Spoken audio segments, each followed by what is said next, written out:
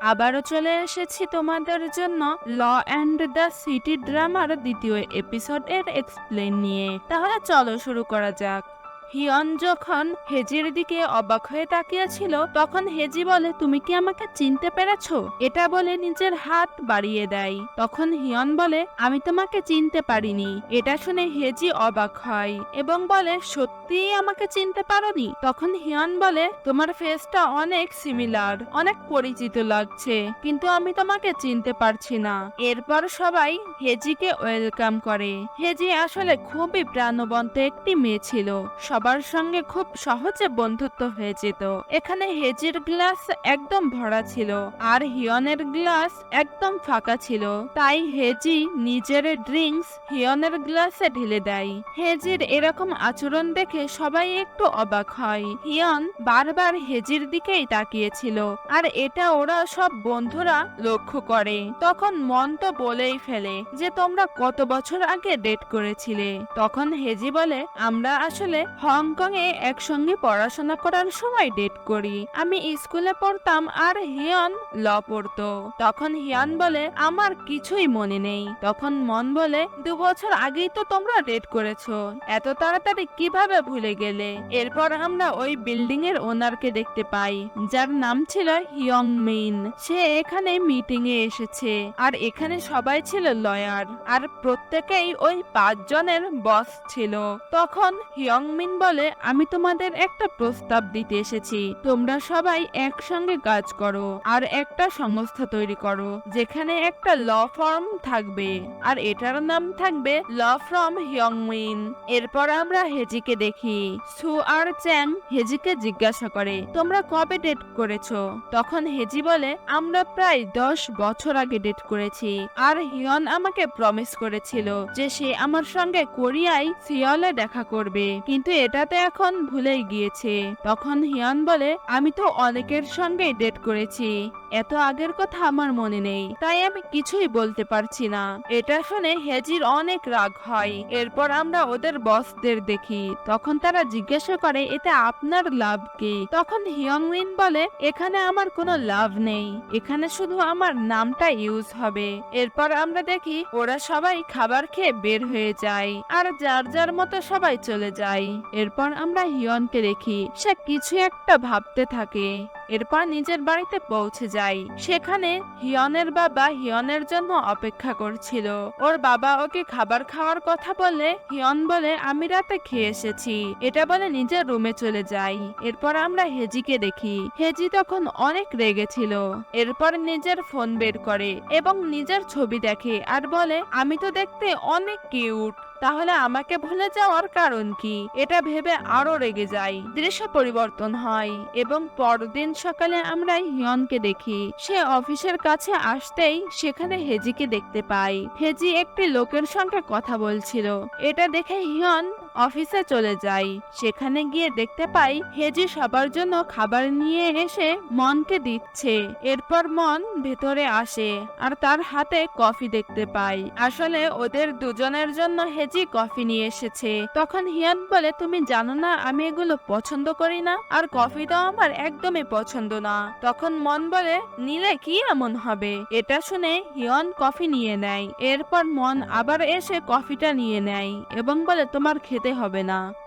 দৃশ্য পরিবর্তন হয় এবং আমরা একটি লোককে দেখতে পাই যে একজন লয়ার হায়ার করতে এসেছে, কিন্তু কেউই যেতে রাজি হয় না আর এগুলো হেজি দেখতে থাকে। এরপর হেজি একটি ছেলেকে জিজ্ঞাসা করে, কি হয়েছে? তখন ছেলেটি বলে, লোকটি কোথা থেকে একটি বড় অ্যামাউন্টের টাকা লোন নিয়েছে আর শোধ করতে পারছে না, তাই লোকটির বিরুদ্ধে কেস করা হয়েছে, যার জন্য একজন লয়ার হায়ার করতে এসেছে। এরপর খাবার খাওয়ার সময় হেজি বলে, আজকে আমার একটি জায়গায় যাওয়ার কথা আছে, লোকটি লোন নিয়েছে আর শোধ করতে পারছে না, লয়ার দরকার আর সে আমাকে হায়ার করেছে। এটা শুনে হিয়ন বলে, এসব কেসের মধ্যে নিজেকে জড়িও না। তখন হেজি বলে, আমি ওখানে যাব, আমি নতুন হয়েছি বলে কি আমার কোনো অভিজ্ঞতা হবে না? তখন হিয়ন এসবের মধ্যে না যেতে বলে, আরো বলে সে বিপদে পড়তে পারে। এরপর সবাই তাকে নিষেধ করে, কিন্তু হেজি কারো কথাই শোনে না। সে সমস্ত পেপার রেডি করে ফেলেছে এবং রুলস গুলো দেখতে থাকে আর বলে লোকটি অনেক ধনী কিন্তু তারপরও টাকাগুলো শোধ করছে না। তখন হিয়ন আবারও বোঝায় পরে বিপদ হতে পারে। হেজি তারপরও কথা শোনে না। এরপর সবাই খাওয়া শেষ করে বের হয়ে আসে। এরপর লিফটে যাওয়ার সময় হিয়ন হেজিকে বলে, আমি তোমাকে কখনোই প্রমিস করিনি যে আমি তোমার সঙ্গে সিওলে দেখা করব। এটা বলে হিয়ং বের হয়ে যায়। তখন হেজি অনেক রেগে যায়। এরপর হিয়নকে একটি মেসেজ দেই যেখানে লেখা ছিল, তুমি আমার সঙ্গে দেখা করতে চেয়েছিলে কিন্তু এখন এটা তোমার মনে নেই, এখন মিথ্যা বলছো কেন?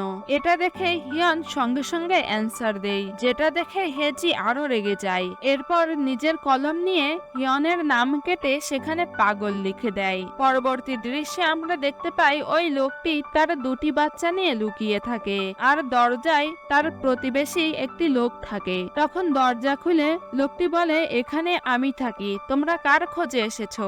তখন লোকগুলো বলে, উনি আমাদের কাছ থেকে টাকা নিয়েছে কিন্তু আর ফেরত দিচ্ছে না। তখন লোকটি বলে, তোমরা যাকে খুঁজছো সে এখানে নেই, এই অ্যাপার্টমেন্টটি আমার, তোমরা বেরিয়ে যাও।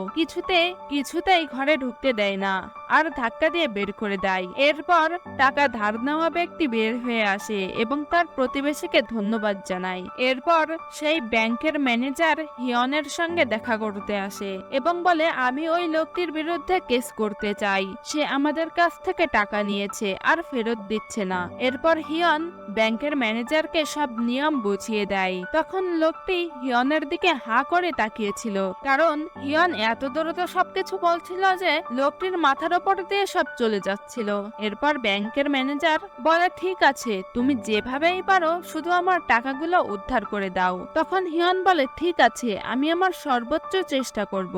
আর কি কি প্ল্যান করতে হবে এগুলো হিয়ন সব বুঝিয়ে দেয়। এরপর দেখতে পাই ওই লোকটি হেজির কাছে এসেছে এবং হেজিকে বলে, এবারের মতো আমাকে বাঁচাও। তখন হেজি বলে, তুমি টাকাগুলো লোন নিয়েছো, এই টাকা তোমাকে দিতেই হবে। তখন লোকটি বলে সে একটি কাজ করত, এরপর লোন নিয়ে এই অ্যাপার্টমেন্টটি নিয়েছে কিন্তু এখন তার কাজ বন্ধ হয়ে গিয়েছে, তাই এখন টাকাগুলো দিতে পারছে না। এরপর হেজি ওর বসের কাছে যায় এবং তার কাছে হেল্প চাই। তখন বস না করে দেয় এবং বলে, এসব কেসে আমি কোনো হেল্প করতে পারবো না।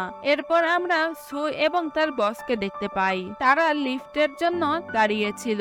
তখন সেখানে একজন মহিলা এবং একজন পুরুষও দাঁড়িয়েছিল এবং তারা বলছিল 6th ফ্লোরের কোনো লয়ারকে নেওয়া যাবে না, কেননা তারা কোনো কাজ করতে পারে না। এটা শুনে সু এর বস অনেক রেগে যায়। এরপর যখন লিফটে ওঠে তখন ওই লোকগুলো বুঝতে পারে যে এরা 6th ফ্লোরের উকিল। তখন ভয় পেয়ে 5 ফ্লোরে নেমে যায়। পরবর্তী দৃশ্যে আমরা দেখতে পাই হিয়ং মিন এর দেওয়া অফারগুলো তারা সবাই ভাবতে থাকে যে তারা সবাই একসঙ্গে কাজ করলে অনেক সুযোগ সুবিধা পাবে আর আলাদা থাকলে এখান থেকে বের করে দেওয়ার কথা হয়েছে, তাই ওরা সিক্রেটলি আলোচনার জন্য সবাইকে ইনভাইট করে। পরবর্তী দৃশ্যে হেজি কাংকে একটি বাড়ির সামনে দেখতে পাই। আজকে ওর প্রথম কাজ এসেছে। সেখানে আরো অনেক লোক দেখতে পাই যারা ওই বাড়ির মালিকের থেকে টাকা নেওয়ার জন্য এসেছে আর কাং ওদের পক্ষ থেকে এখানে এসেছে, কিন্তু লোকটি দরজা বন্ধ করে ভেতরে বসে আছে, তাই বাধ্য হয়ে লোকগুলো দরজা ভেঙে ভেতরে ঢুকতে চায় কিন্তু লোকটি ঢুকতে দেয় না। লোকটিকে দেখে বোঝা যাচ্ছিল লোকটি অনেক টাকার মালিক, তারপরও তাদের টাকা পরিশোধ করছে না। হেজিও তাদের সঙ্গে ভেতরে যায়। এরপর লোকগুলো প্রতিটি জিনিসের ওপর তাদের মার্ক লিখে দেয় যাতে জিনিসগুলো আর ব্যবহার করতে না পারে। এরপর হেজি একটি লুকানো দরজা দেখতে পায় যেটা খুলে সেখানে আরো একটি রুম দেখতে পায় আর সেখানে অনেক দামি দামি জিনিস ছিল। এটা দেখার পর হেজি সবাইকে ডেকে সেগুলো দেখিয়ে দেয়। এরপর লোকটি নিজের কাপড় চোপড় খুলতে শুরু করে আর বলে, আমাকেও বিক্রি করে দাও, তাহলে তোমরা তোমাদের টাকা পেয়ে যাবে। আর তার দেখা দেখি তার ওয়াইফও একই কাজ করতে থাকে। তখন সবাই লজ্জায় পড়ে যায় আর সেখান থেকে চলে যেতে বাধ্য হয়। এরপর হেজি তার বন্ধুদের সাথে এগুলো শেয়ার করে। তখন হিয়ন বলে, আমি তোমাকে আগেই বলেছিলাম যে এই লোকগুলো কেমন, এরা টাকা নিয়ে আর পরিশোধ করতে চায় না। তখন হেজি বলে, আমি কি ভালোই করেছি, আমার একটা নতুন এক্সপেরিয়েন্স হলো। কিন্তু হিয়ন তো ওকে কথা শোনাতেই থাকে। এরপর খাওয়া শেষ শেষ হয়ে গেলে ওরা বাইরে বের হয়ে আসে। তখন হেজি বলে, তুমি সবসময় কেন এরকম আচরণ করো? আমি কি তোমার সাথে কিছু করেছি? তুমি আমাকে চেনোনি, তারপরও আমি তোমাকে কিছুই বলিনি। তখন হিয়ন বলে, আমি সত্যিই তোমাকে চিনিনি, আর আগে দেখেছি বলেও তো মনে হয় না। এটা বলে সেখান থেকে চলে যায়। পরদিন ওরা কোর্টে যায়। তখন ওই লোকটি হিয়নের সঙ্গে খারাপ আচরণ করে আর অনেক কথা শোনাতে থাকে। এটা দেখে জর্জ অনেক রাগ হয় এবং বলে, তুমি একজন লয়ারের সঙ্গে এভাবে কথা বলতে পারো না। উনি তোমার সঙ্গে যথেষ্ট ভালো ব্যবহার করছে, তাই তোমারও উচিত এভাবে কথা বলা। তখন লোকটি থেমে যায়। এরপর আবারও তাদের ডেট দেওয়া হয়, আর এটাই ছিল ফাইনাল ডেট। এরপর লোকটি হিয়নের কাছে ক্ষমা চায় এবং বলে, প্লিজ আমাকে হেল্প করো। তখন হিয়ন বলে, আমি কিছুই করতে পারবো না। এরপর সেখান থেকে চলে যায়। অন্যদিকে হেজি অনেক কাজ করে ক্লান্ত হয়ে যায়। এরপর অফিস থেকে বের হলে সে দেখতে পায় বিল্ডিং এর মালিক একজন লোকের সঙ্গে কথা বলছে। এরপর সে বাড়িতে গিয়ে শুয়ে পড়ে। তখন তার ফোনে একটি নোটিফিকেশন আসে, যেখানে লেখা ছিল যে কেসটা লড়ছে সেটা নিয়ে কোনো পলিসি তৈরি হয়েছে। আর এটা দেখে হেজি তো অনেক খুশি হয়ে যায়, কিন্তু হিয়ন তো একদমই খুশি ছিল না, কেননা এতে করে ওর কেসটা হেরে যাওয়ার সম্ভাবনা রয়েছে। পরদিন অফিসে এসে হিয়ন সেই ব্যাংকের ম্যানেজারের সঙ্গে কথা বলে এবং বলে, এই কেসটি নিয়ে নতুন পলিসি তৈরি হয়েছে যাতে করে আমরা হেরে যেতে পারি। আমি কি এই কেসটি লড়বো? তখন ব্যাংকের ম্যানেজার বলে, তুমি শেষ চেষ্টা করে দেখতে পারো। এরপর ওরা সব বন্ধুরা খাবার খেতে যায়। সেখানে হিয়ন টেনশনে ছিল, আর হেজি তো এটা দেখে বুঝে যায়। তখন হেজি তো বলেই ফেলে, তুমি তো এই কেসটা হেরে যাচ্ছ, তাই কি এভাবে মন খারাপ করে বসে আছো? তখন হিয়ন বলে, তোমাকে কে বলেছে আমি হেরে যাব? আমি শুধু তোমার কাছে হেরে যাব। এইসব লোকদের সামনে আমি কখনো হেরে যাব না। এটা শুনে ওর বন্ধুরা তো বুঝতে পারে যে কথাগুলো তাদেরকে বলা হয়েছে। তখন ওরা সবাই বলে, তুমি কি বলতে চাচ্ছ? আমরা কিছুই বুঝতে পারছি না। তখন হিয়ন বলে, এজন্যই আমি তোমাদেরকে বলেছি, কারণ তোমরা বুঝতে পারবে না। দৃশ্য পরিবর্তন হয় আর কোর্টের ফাইনাল ডেট চলে আসে। তখন কোর্টে হিয়ন দেখতে পাই ও যা ভেবেছিল তাই হয়েছে। ওই পেপারগুলো নিয়েই লোকটি হাজির হয়েছে, যেটা নিয়ে এগ্রিমেন্ট করা হয়েছিল, যেটা নিয়ে নতুন পলিসি হয়েছে, যার কারণে কেসটা ডিসমিস হয়ে যায়। আর আমরা পাস্টের কিছু দৃশ্য দেখি যেখানে লোকটি অনেক বেশি টেনশনে ছিল, কেননা এটাই তার শেষ সুযোগ ছিল। এরপর এখানে আর থাকতে পারবে না। তখন হেজি সেখানে যায় আর পেপারগুলো দিয়ে আসে, যাতে এগুলো সে কোর্টে শো করতে পারে। আর হিয়ন এই পেপারগুলো সেই দিন খাবার খাওয়ার সময় হেজির হাতে দেখতে পেয়েছিল। তখন সব বুঝতে পারে এই কাজগুলো হেজি করেছে আর পেপারগুলো ওই লোককে দিয়ে দিয়েছে। এটা ভেবে হিয়ন অনেক রেগে যায়, আর জর্জ তো ওই লোকটাকে আরো সময় দেয় টাকা পরিশোধ করার জন্য। এরপর ওরা সবাই একসঙ্গে খাবার খাচ্ছিল। তখন দেখতে পাই হেজি তো অনেক খুশি, কিন্তু হিয়ন তো অনেক রেগেছিল। আর হিয়ন বলে, এই কাজটি তুমি একদম ঠিক করনি। তখন হেজি বলে, আমি ঠিক করেছি। লোকটি একদম অসহায় ছিল, সে ঘর ছাড়া হতো, একটু সময় পেয়েছে তাতে কি এমন হয়েছে? তখন হিয়ন বলে, এতে করে ব্যাংক আর কাউকে লোন দেবে না, আর সাধারণ মানুষ ও আর লোন পাবে না। এভাবে আস্তে আস্তে লোন দেওয়া বন্ধ হয়ে যাবে। এভাবে ওদের দুজনের মধ্যে ঝগড়া শুরু হয়ে যায়। এরপর ওর বন্ধুরা ওদের কোনো রকমের ঝগড়া থামায়। হিয়ন আবারও ওই ব্যাংকের ম্যানেজারের সঙ্গে দেখা করে এবং বলে, নতুন করে আবার কেস করা যেতে পারে, কিন্তু লোকটি আর রাজি হয় না। এতে হিয়ন অনেক রেগে যায়। এরপর খাওয়ার সময় কেউ কারো মুখ দেখছিল না। চ্যাং এটা বুঝতে পারে এবং বলে, নিজেদের মধ্যে ঝামেলা করে কি লাভ? কিন্তু ওরা কিছুতেই এটা মেনে নেয় না। এরপর হিয়ন ওর অফিসে কাজ করছিল, কিন্তু হেজির ওই রাগে মুখটা ওর সামনে ভেসে উঠছিল, যার কারণে ও হেসে ফেলে। এরপর আমরা হেজিকে দেখতে পাই, সেও কাজ করার সময় হিয়নের কথাই ভাবছিল। তখন মনে মনে বলে, ছেলেটি আসলে কি চাই? কিছু স্বীকারও করছে না, আর আমার পেছনেই কেন লেগে আছে?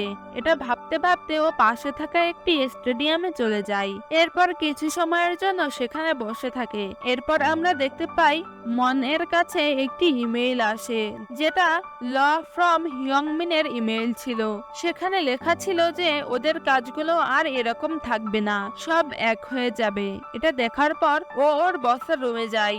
গিয়ে দেখতে পাই ওর বস সেখানে ছিল না। এরপর আমরা হিয়নকে দেখতে পাই। হিয়ন তো ওই সেম স্টেডিয়ামে নাইট ওয়াক করছিল, মাঝে মাঝেই ওই স্টেডিয়ামে আসে। এরপর পানি খাওয়ার সময় ও খেয়াল করে ওখানে কেউ বসে আছে। এরপর লক্ষ্য করে দেখতে পাই ওটা হেজি ছিল।